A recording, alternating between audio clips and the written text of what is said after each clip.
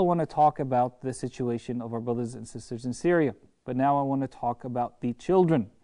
And I want to show you some very, very saddening pictures of Syrian children. And I want to talk about them in just a moment right here and tell you that they're suffering through a lot. Obviously, the worst thing that they can be suffering of is the death toll. More than 130,000 people have been killed so far. Tens of thousands of them are children. Who can forget the chemical attack that took place a few months ago, and where hundreds of kids died literally in their sleep?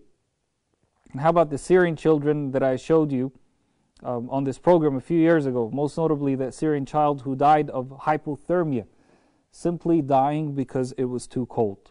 People who are displaced, many of them also are Syrians.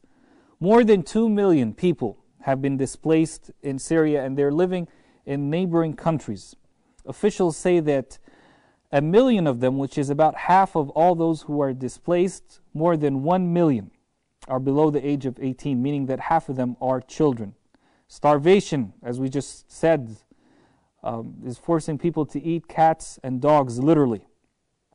And we must not forget about the psychological effects that these people are facing, especially the children.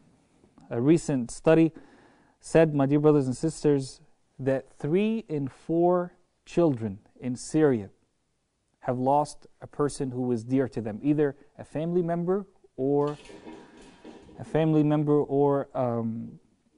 a friend. A family member or a friend, my dear brothers and sisters. 3 out of 4 Syrian children have lost a person who is dear to them. That's 75% of all Syrian children have lost a person who's dear to them.